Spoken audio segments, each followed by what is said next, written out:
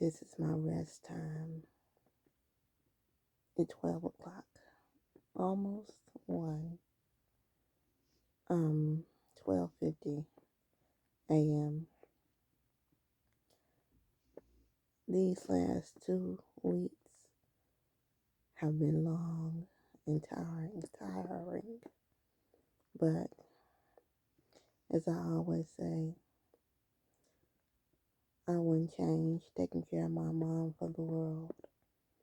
I know this is only temporary and things are going to get better.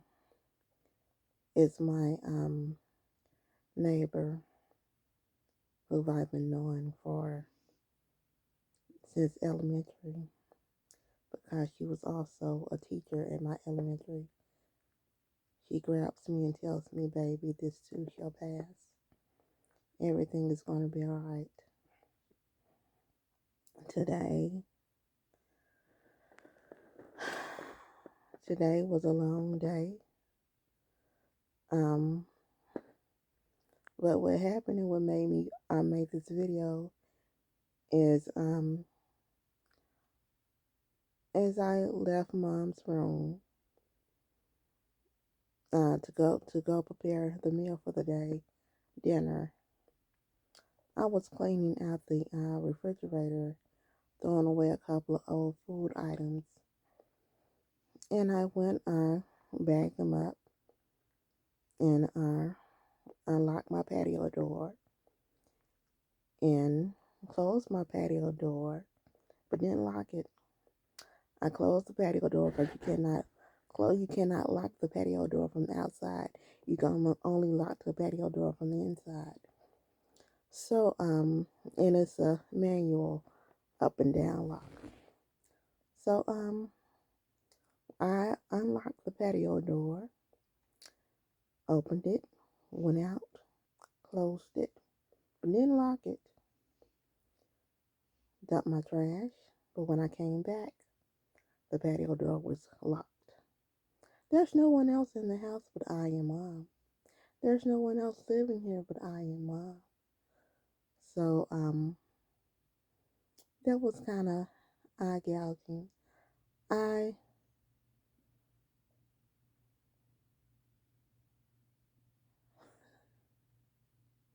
It's kind of spooky, but then again, it's a mystery. So how in the hell did my patio door lock? So I went around the house about 1 or 2 times to see if there were any windows that were unlocked. There wasn't. We're safe like that. We keep all windows locked. That's a good sign. Mom leaves, and plus mom leaves has every window in the house blocked with something. There's a piece of furniture. There's a flowers. There's something in front of a window. So in the end, I tried to, knowing that we all are energy, and this is energy. We're energy. We're energy. And I was like, I'm about out of the house. How am I going to get back in the house? So I decided for a minute to use my energy and unlock the door. I stared at the door. At the I stared at the patio lock, and I tried to move it with my energy. About 10 seconds, no more than 10 seconds went by, and I was like, I need to get in this house because my mom in this house, and my mama can't move. My mama can't. My mama can't come get me. My mama can't unlock the door because at the moment, mom cannot. At the moment, mom is unable to really walk the way she wants to. And this, she's been having a problem lately that's driving her insane, and on top of everything else, and with her having stress and anxiety, and so many things have happened. So she has these issues, and then this problem stacked on top of that. She's like, I can't. I she's going crazy. So that's driving her insane. And I equate that. I'm like, dang. So for them people that were inside the admitted to the insane asylum, back into a crazy home, or back to a mental institution, back in the 70s and back when science wasn't as advanced as it is now. And if you didn't come from a great spiritual background, and I'm talking about real spiritual stuff, really, really deep spiritual stuff, then they just inject them people with anything just to shut them up, so they can go on about their job and say they did something. If your loved one dies inside their facilities, and hey, your loved one just died. But mom couldn't get up, and there's no way that mom could have got up and opened the door for me, unlocked the door for me. So I took the spirit. I'm not gonna say something said. The spirit told me to go around to the porch again, where our front door is, to see if the dining room window was unlocked. And it was. But in a dining room window, a desk, computer desk, is where that whole big window is. There's a computer desk covering the whole big window. So I opened the window, and on one side of the computer, on one side of the desk was the computer, and you know the computer, and the it was about this much of space right there. And I'm black. I have a black body. I'm thick. Not that thick, but I'm curvy. So me, I couldn't fit through that space right there because I have a big butt and some big breasts and some nice hips. So that wasn't gonna work. So I said, okay, I can't get in that way, but I'm gonna get inside this house. So on the other side was the where the printer was, the fax machine slash printer, and then something else is on it. I forgot. It's a 3-in-1. So, but then I see that there's a whole bunch. It's space. It's no shelves or anything connected to it, so I can get through this area. And then and again, I still have to, I'm in the process of, this project was being taken place before my mom got home in June. So, it's full of clothes and shoes and everything. Mom is a fashionista, and she was and is and before she got in this condition. And even after she comes out of the healing is a process, and I'm steady speaking life, positive things into the situation, because it may not be just like we wanted or just like she what I've wanted it to be, but it's going to be close to that. So, speaking life into the situation, she will get back into wearing those type of clothes and shoes, not the heels. I'm still trying to sell the heels. If you wear a size 10, size 11, big high heels by high heels, um, yeah, she's a size 10, size 11 foot person, and the heels are like 6 inch on down. They're not real expensive, but they're some nice heels.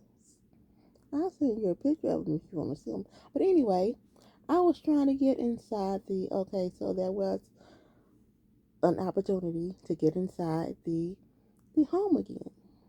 And I'm like, oh Lord, I hope nobody don't come around this cul-de-sac and see me trying to get in here. I wonder if they, if they may not know it's my house. Oh Lord, I don't want the police to be called. I don't want them to, think this is an opportunity for them to try to come in or try to break in the house later on. All kinds of things are going on. Oh Lord, what if my mama called? What does she want? I hope she don't fall out the bed. And Lord, I was just, but I had to maintain. I had to keep my composure. So I proceeded to move stuff out the way, as much stuff as I can, as far as I could, because it was it wasn't I couldn't there was a tight space with clothes and stuff in a way. And then mom likes to we've been in this house since 85, since 1985. So mom likes to collect things and stuff like that. So I made my way through. I had to make my way through. Now mind you, I'm the child that got hit by a car. So me having this hip replacement. So it was one leg, I forgot which leg or whatever. One leg I was moving, and the other leg I was just keeping straight.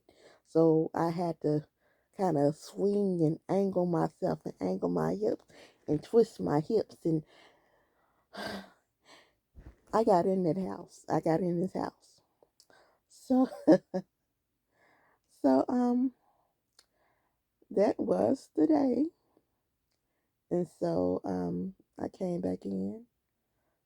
I fixed some five um country style rib tips.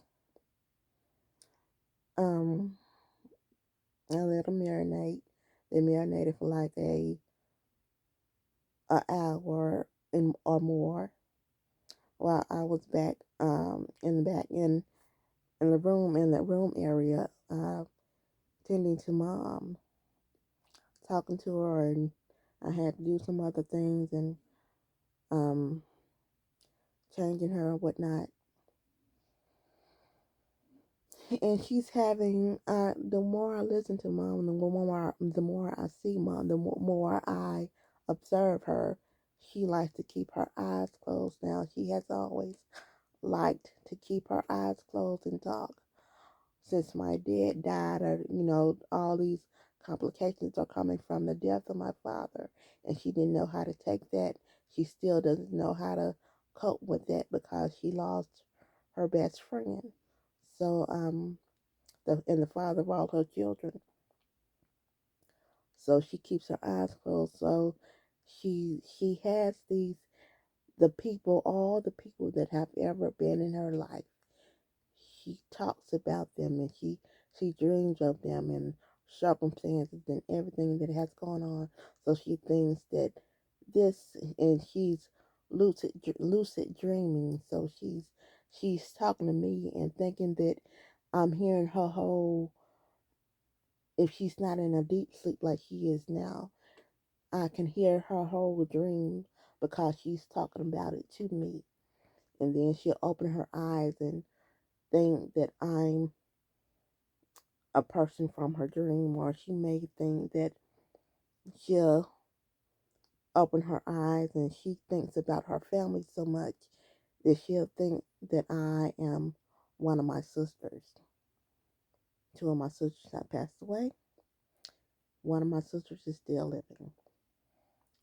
She'll think that I'm one of my sisters, or she may think that I'm the one that's living. She may, well, not the, she hasn't really said that, but that one is not excluded. She'll still talk about my other sister that's living, and did she come over and Cora, well, she did come over, and where is she at, and she was just in the room and things like that.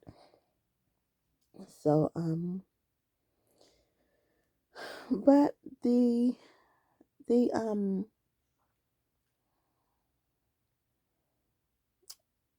patio door concerned me a little. Last week I had Sage my own and went in her room and saged the room and took care of all that. And I was told to open all the doors that lead to outside. So I opened all the doors again this week that lead to outside. And as I said, get out of here, all negativity, all, just negative, demonic, evil, get out of here, go. And so when I closed the front door, and you could say this all you want, I was there, I seen it was me. I felt something pull the door closed, and it slammed because I was pushing the door closed. The spirit or whatever was in the home pulled the door closed and slammed it. Now, so yeah, that is what's happened today. You see my calendar? I know it's not October yet, but isn't this picture gorgeous? And there's my dream catcher. So yeah, that was my day, and it's 1:08 in the morning. I'll talk to you all later. I love you. Thank you for watching. Bye bye.